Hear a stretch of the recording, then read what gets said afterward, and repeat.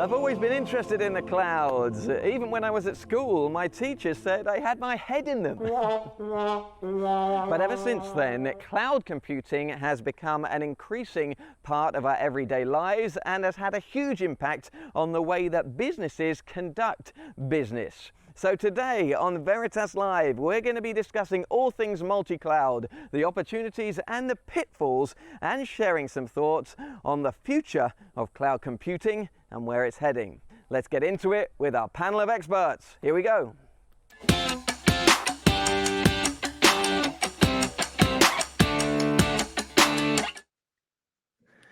Welcome once again. I hope you're happy. I hope you're healthy. I hope you're safe. We are live and I'm back. Yes, I missed last month's show, if you remember. And before you ask, no, it had nothing to do with England going out of the European Football Championships 2 days prior.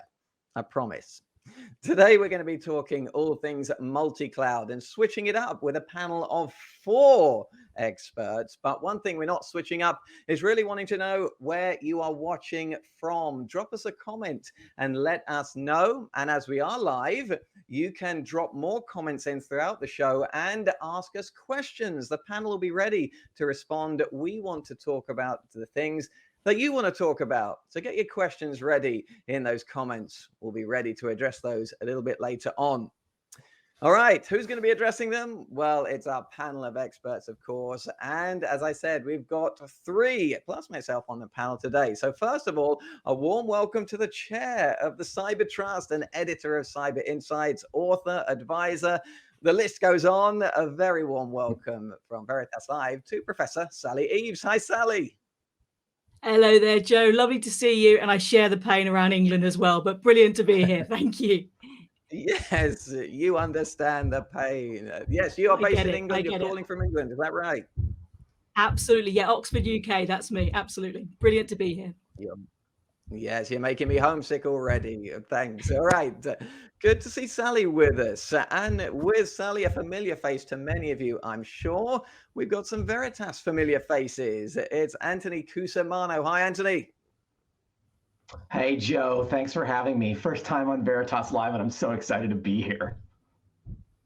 Well, I'm not sure that's true. A host turned subject matter expert from cloud, Kubernetes to containers. He knows his stuff. You're going to find out in just a moment. Making sure you're paying attention. That's all. Joining Anthony and Sally is the ever-present on Veritas Live 3 for 3, but no blazer today. Hi, Alex Restrepo. Hey, Joe. Hey, team. Happy to be here. There you go. From public to private to that guy from Final Fantasy VII. He knows his cloud. All right. Before we get into our cloud conversation, though, we want to get to know our special guests and anyone that comes on at Veritas Live, really. So we are known as the truth in information here at Veritas, but can we find Professor Sally Eaves' truth? Because we asked you, Sally, didn't we, to come up with 2 truths and a lie. We'll be revealing the answer later on in the show. Sally, what have you got for us to guess? Okay, now I'm going to have to try and do that poker face thing, which I'm not very good at, but I've tried to give you 3 things that relate to our broader cloud topics. So I'm going to go with that. So option number 1 is I've jumped, and thankfully I'm qualified to jump out of planes. Number 2 is I'm climbing Mount Everest in April next year. And number 3 is I've sailed solo across 2 continents. So all kind of cloud, weather kind of connected there. So that's my kind of 2 out of 3. There you go. So you can play along. Is Sally jumping out of the cloud? Is Sally climbing up to the cloud? Or is Sally braving the weather that the cloud is pouring down through the sailing? Alex, Anthony, we're going to be guessing later on. Drop a comment below on what you think the lie is. How well do we know Sally? We're going to get to know her a little bit later on. All right, so they're all cloud-based, and the topic today is cloud, multi-cloud, the pitfalls, the opportunities, the future. So let's start there. And first of all, I'll go to Anthony. Anthony, what are we seeing when it comes to what businesses are doing in the cloud, what they're trying to do, where they're trying to get? What are you seeing happening, and what do you see happening in the future? I mean, it's weird to use another weatherish analogy, but it's snowballing. So we've done a couple studies just as Veritas as far as cloud adoption goes. And as of 2019, over 50% of all businesses were already adopting half, or I should say 50% of their infrastructure or greater was in the cloud of 50% of all companies out there. Weird stat, but that was in 2019. And since then, we've only seen nothing but growth. So the amount of cloud adoption that is happening out there is staggering. I think the majority of all users that are doing business today have some sort of cloud footprint. Excuse me. Apparently I have allergies too. So the adoption is high, and we don't see that slowing down in any way, shape, or form. It seems to be the convenient way to go when it comes to getting things quickly, being elastic, scaling up, scaling out. All those advantages are there, so why wouldn't you adopt? Yeah, without a doubt. And the pandemic, of course, has only increased that adoption. Remote work increased by 300%, relying on cloud services, relying on the cloud applications capabilities. So, Sally, what are you seeing when you're talking about these emerging technologies, and what do you see might be the next step as this shift really accelerates? Absolutely. I think we'll touch on it a little bit later, probably in terms of convergence, but that's where we are for me. It's cloud, but how it's fitting together with other technologies as well. It's all about business growth in terms of research as well. Something I saw literally only in the last week, new survey saying $414 billion annual profit is now linked to cloud computing.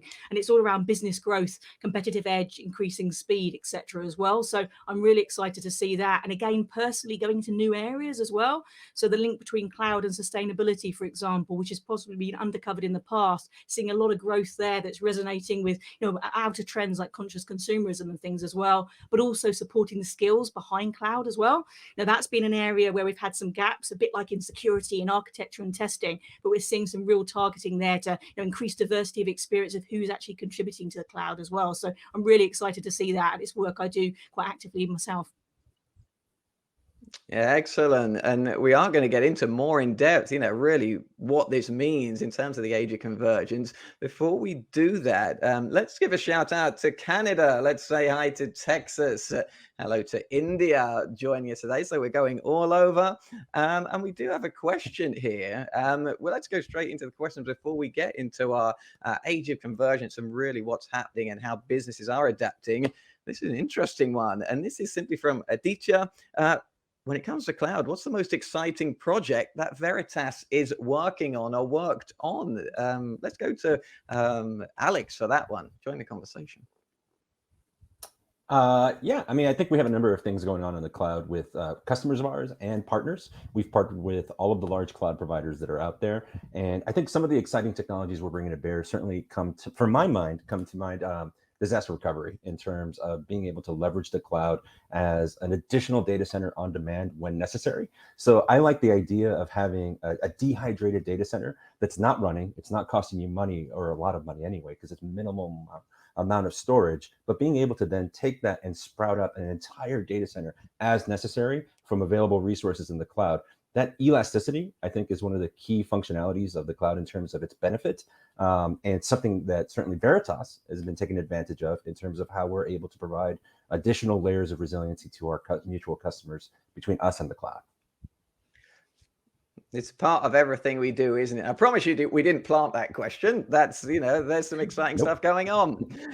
Thank you, Alex, for addressing that one. Keep the questions coming. Here we go. We'll respond to them right as they come through. That's what we want to see. It's about the things you guys want to talk about, as well as some exciting perspective we have to share. All right, so back to where we're going with this, with the cloud really impacting things socially, the way we go to market, the way businesses do business. You mentioned it there in terms of the age of convergence, Sally, the growth and shift to the cloud, enabling these products and services to really shift the way we live, the way we operate. That phrase, the age of convergence, what does that mean to you? Absolutely. I mean, we talk about silos a lot, don't we, over a number of years in technology, whether it's like IT and business or other areas as well. I think we've got to do the same thing when it comes to different technologies. It's not cloud here, 5G here, AI and blockchain over there, for example. We need to look at how these things fit together. And I think that's increasingly the case at the moment. We've seen this huge acceleration in change over the last 18 months anyway. But for me, it's convergence. Another area would be IT and OT convergence, for example, as well. Everywhere we look, we have that. And in two ways, this is like a fantastic opportunity. But in other ways, it's also a challenge as well. So one of them would be things like data paradoxes, for example. So again, some new research that came out just in the last month is that a lot of organizations are wanting, more data. There's this quest, we've got to have more and more, but maybe we haven't got everything set up to be able to deal with that and get those insights and kind of get that fifth V, the value from data that we all want to achieve. And the biggest challenges around that often come back to that lack of convergence, that lack of integration, whether it's through technology and sometimes issues around legacy, but also around methodology and process and culture and skills and values alignment, areas like that. So for me, this is a huge thing. I'm looking at what the future looks like, and cloud as a methodology, also cloud as a new core of data. So those are some of the things that I'm working on at the moment, from a hands-on tech point of view, but also from a looking ahead at what the next trends point of view are as well. So convergence, I think, is also about orchestration. I think roles for organizations like Veritas can do a huge difference there. It's kind of this facilitator to help manage this complexity and to be this kind of balancing point around managing all these different areas of convergence as well, because we have got huge complexity. That's one of the things that's coming up in conversations over and over again, whether it's around security or compliance or privacy. I think it's about 1,000 laws across the world at the moment just on that alone. So we need to look at this, and it's all about getting those different elements together, and being that orchestration role, I think, is a huge thing to get a step ahead. Can I just say the data paradox is like the coolest thing I've heard all week? Thank you. Yeah, the data paradox is interesting. It also brings to mind, I like the, obviously big data is a term that's been around for a while. And I think, Sally, you kind of touched on this a little bit, is the idea that big data is the idea that I no longer have to take a sample size of the data. I can take all of the data and leverage that when I'm applying anything, right? So whether I'm trying to figure out models for, customer buying patterns or, weather or whatever it happens to be, the idea of big data being able to take the entire set of data as opposed to a sample is only made possible with technologies like the cloud that has elastic storage that can keep expanding as necessary and allow you to grow as the data set grows. But I do agree with the challenge you brought up, that then how do you get a wrangle on that, right? You're able to collect all the data, but now how do you process that efficiently? How do you segment that data and actually leverage it towards productive means? And I think that's what that everybody's figuring out right now. Certainly the cloud providers themselves and vendors like Veritas can help with, as an example, getting rid of some of the rot data that might end up in the cloud. That's certainly an example of an area where we can help out in terms of redundant, obsolete, trivial data that's not going to be helpful or productive, right? But yeah, I love that term, data paradox. I agree with Anthony. It's a good one. I actually have a question, Sally, if you don't mind me digging deeper. Oh yeah, no. So to Alex's point about things getting bigger and bigger and bigger, the data paradox, you also mentioned earlier, as part of the age of convergence, the environmental impact of all of this. And I'm curious if you have any more information in that regard, because as things get bigger, they also get hotter, use more energy. What is that looking like? Absolutely. I mean, one of the projects I'm involved in at the moment is really a cloud combination, again, convergence, again, my word of the day, but between cloud, AI, sensor technology, kind of driving a new data economy in a way around sustainability. Because one of the things I always talk about is that, you don't have, for example, for profit over one side and then social enterprise and charity over the other. We can bring things together to create shared value. And I think sustainability needs to be looked in that particular way as well. And we can do so much, whether it's monitoring of buildings or clean airs. We're all coming back into, well, partly at least back into offices at the moment. These technologies coming together can be huge in terms of monitoring energy consumption and helping us to make informed choices about where we're buying from and using that sphere of influence across our ecosystem as well. So there's so much we can do from that. And I love the point about reducing data waste as well. At the moment, models getting into production, something like 90% don't make it, and 90% of data that's archived is not touched again after 3 months. It's something like that. So there's a huge amount we can do to reduce that type of waste, which also has a footprint as well, in terms of e-waste and things like that as well. So there's lots we can do there, and tech is a great conduit to help make this happen. And for anybody listening as well, there's loads of kind of project examples I can ping across some links for as well, that's showing projects that here and now that are making a huge difference around sustainability in particular. So, if I could add one more point to Sally's point there, Anthony, to answer your question, one of the challenges with green energy isn't necessarily producing it, it's distribution, right? And with cloud models, you can concentrate large amount of processing and storage into centers, regional centers. And as a result, you can have those aligned with green forms of energy. As an example, there's a bunch of huge giga data centers out in the Nevada desert that are using solar energy to power what they're doing there. Their goals out there are to be 100% green within a certain amount of time. The reason for that actually is profit, funny enough. They know that they have cheaper power, cheaper expenses if they're able to go green and get renewable energy sources. So by abstracting infrastructure and deployments of IT systems, you're able to get that concentration that allows for better use of green energy. So I think it actually can help from that perspective as well. Nicely That's put. super cool. Great conversation. Yes, I'm glad you guys are here to share that. Nicely done. Really interesting take on cloud, what it means. And you touched on some of the challenges there, whether it's environmentally, and previously, Sally, you mentioned some of the other challenges which we might have to address, the pros, but also the cons that we're going to be addressing. We'll get into those in just a minute. We do have another question from Gurish, who is a Veritas VIP, a Veritas information professional on the Vox community. Hi, Gurish. This is more of a Veritas specific question as well. So Anthony or Alex, get ready. Here we go. Is there work going on at Veritas to manage deployment on-prem, cloud, etc., from one interface without having to manage VPNs? What do you think? Yes, absolutely. So if you're talking specifically about the data protection side of things, with Net Backup, specifically in the last couple of releases, we've done a really good job of adding sort of API extensibility into everything. So you can manage everything via APIs if you wanted to, or almost everything. We've got a really robust set, and it grows over time. But specific to one singular interface, we started to build out the web user interface a few releases ago. And since then, every major release, we've added in more functionality and features to be able to set up data protection for things like VMware, SQL servers, cloud, all of the various cloud providers underneath there, and most recently, Kubernetes. And the good news is not only have we added these options within the web user interface, but we've also made it so managing how you deploy, how you set up your protection inside these environments is also done through that same web user interface. So everything is singular now. You log in, you set up your role-based access controls, so you get access to just the things you need, and then you're able to manage those specific bits of data protection for those specific workloads all through that one web GUI. There you go. That's just one way we help. Thanks for the question. Thanks for setting that nicely up.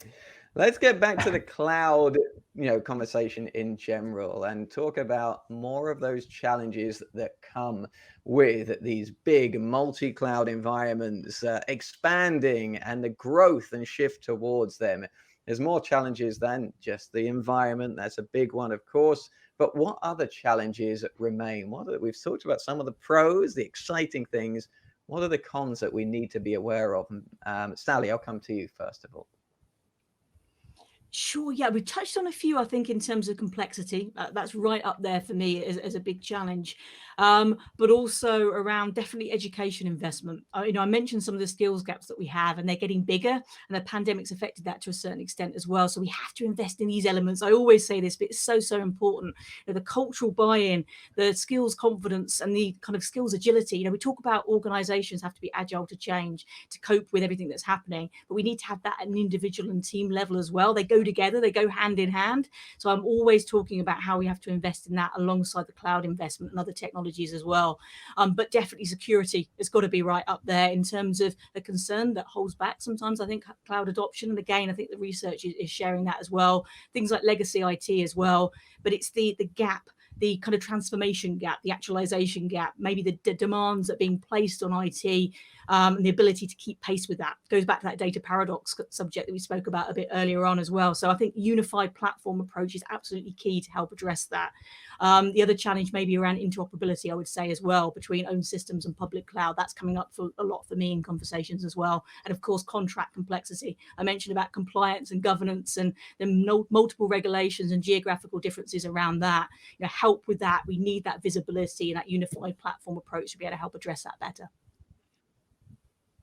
Yeah, it is happening very, very quickly, isn't it? And keeping pace with things is key. Anthony, elaborate. What are the challenges you're seeing? Sally, you mentioned the training gap, which like totally sparked my mind of one of the key dangers that I think about when I think about the cloud is that I myself can just use my, personal credit card and have a cloud account up and running in less than 15 minutes. And I could be doing serious damage, deploying storage, EC2 instances, compute, what have you. I can go pretty buck wild in a very short span of time and rack up a tremendous bill. And in the olden days, you used to have some kind of technical experience or physical components and hardware that were required and knowledge to set up the hardware to get to a point where you're dangerous. Essentially, any of us can be dangerous in a very short span of time with very little skill and ease of use. And I think that puts a lot of people at risk. You think about how easy it is just to set these things up. You're not trained in network security. You're not trained on locking down the operating systems inside of the instances you're deploying. There are many different routes that people can use backdoors to get into your infrastructure and your interfaces that you're setting up. And without the proper training, you're putting yourself in a very bad starting point. It's going to only end up worse the longer you're there. Absolutely. Alex, what have you got when it comes to the challenge? I know ransomware is, something you focus on. Cloud security. I mean, what are your recommendations, or where do you think we're really going to need to focus when it comes to security? It's such a hot topic, and cloud, obviously could be exposed to those things more than others as we shift there. Talk to us a little bit about security in the cloud a little more.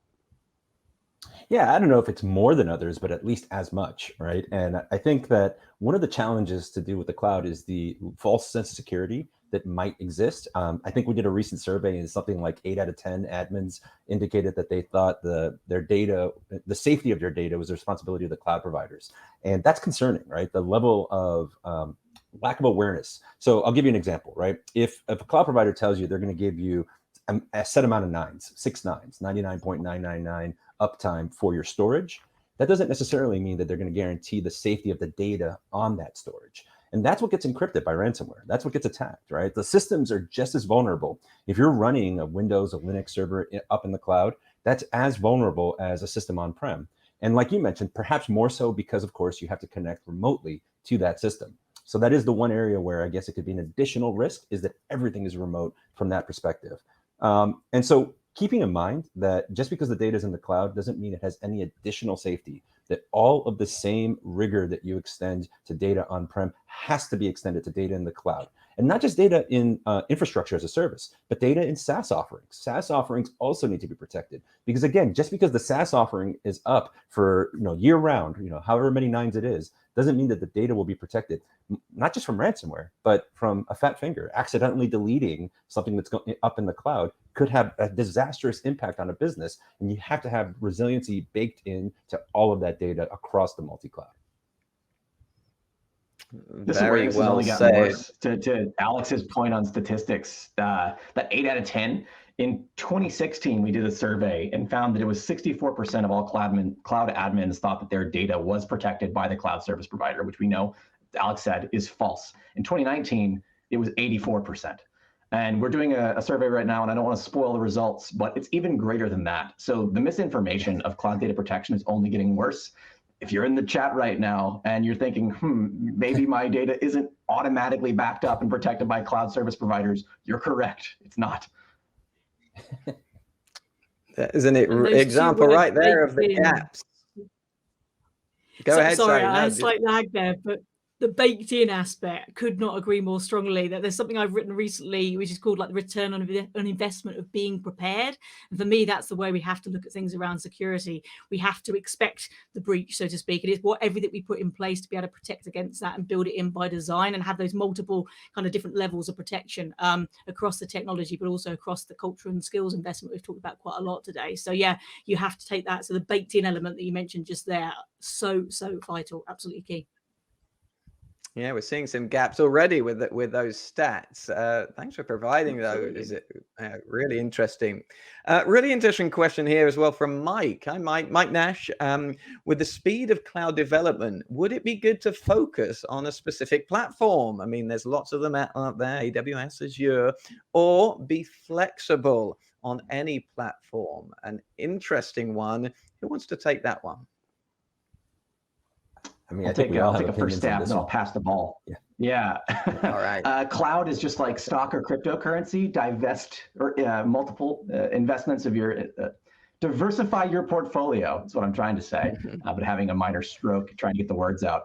But if you think about it, if you are a company that is on the growth path, you are going to have clients that are not going to allow you to use certain cloud providers, either because they're competitive with your customers or because they have their own strict rules and regulations about where they can and cannot operate. So being able to start off diversified and having a setup that is able to grow in all of the big three and beyond, there are way more than just the big three cloud providers. And you should definitely do your research in that regard, as well as considering other technologies as well. Last week we talked about Kubernetes as a growing and emerging tech. Being able to diversify outside of traditional infrastructure as a service and into platforms as a service or software as a service or applications as a service, and thinking about how you can grow that way, diversifying will only do you good over time. Yeah. Right, So adding on to I want to pile onto the diversify train. There's an old adage in investing. Speaking of investing for Anthony, that follow the smart money. And in this instance, I'm going to follow the smart money when it comes to IT. And a couple of years ago, I'm talking about 2 years ago, I had a buddy that was working for a very large bank in IT, and they were looking for multi-cloud resiliency. They wanted one cloud provider to another cloud provider resiliency. It's something that we were able to end up to be providing to them from a Veritas point of view. But they wanted that because they knew that if, for whatever reason, one entire cloud vendor went down, not just one deployment, not just one availability zone, but the entire cloud vendor, for whatever reason, had an issue, which is possible. It's unlikely, but it is possible.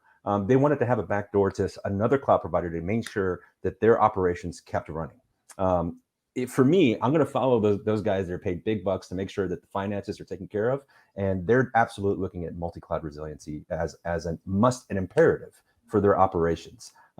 Going beyond that, it just comes down to what runs best in what cloud.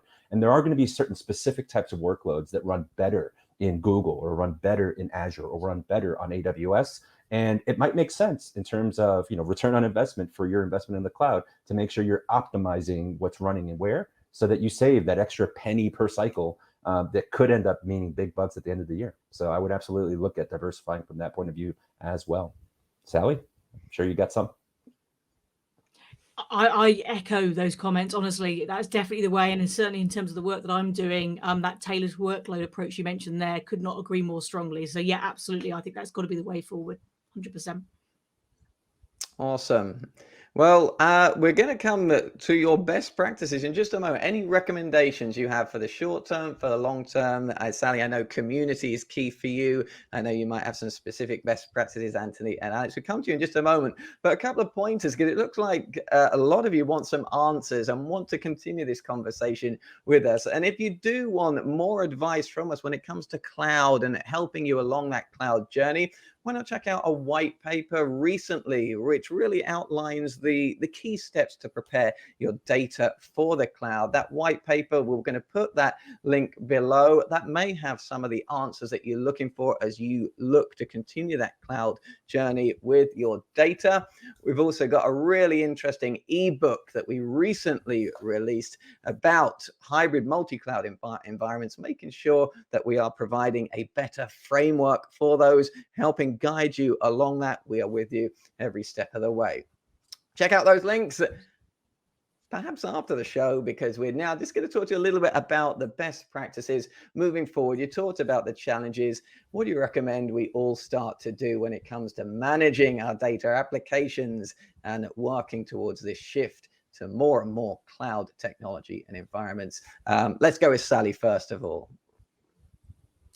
Yeah, I'm going to go for this approach around unification that I mentioned earlier. We need to reduce complexity. We need to make sure things are simpler, they're more connected. We've got that 360-degree visibility, unified platform approach I mentioned earlier, and embedded security. We mentioned ransomware briefly earlier on. Huge problem that's coming up, and for me is one of the things that's concerning people the most in terms of holding things back.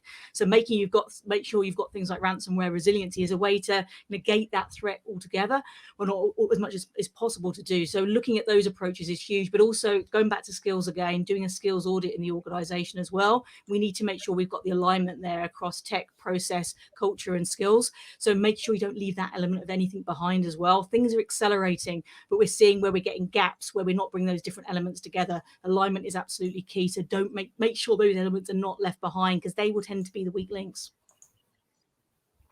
Thanks, Sally. We'll go to Anthony with your final best practices. Get trained. I know we talked about this earlier, but there's a lot of free cloud certification courses out there.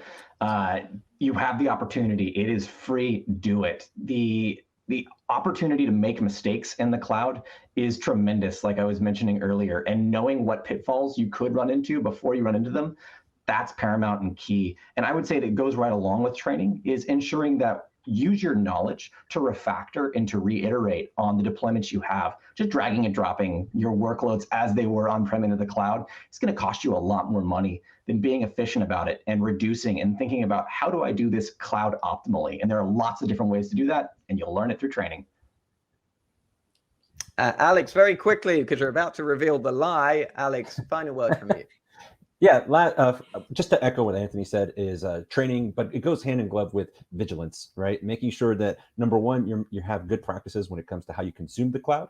And number two, of course, you have good practice when it comes to security for your data and your workloads in the cloud. So just keeping those things in mind and maintaining vigilance for cloud workloads, I think is essential, but it goes with the training that Anthony mentioned. All right. Thank you all. Well, that 30 minutes has absolutely flown by. And now we're about to reveal the lie. Sally, you mentioned that you were qualified to jump out of a plane. That was number one. Were you climbing Everest next year was number two. You said you've sailed solo across 2 continents. These are all very impressive, but what was the lie, Sally?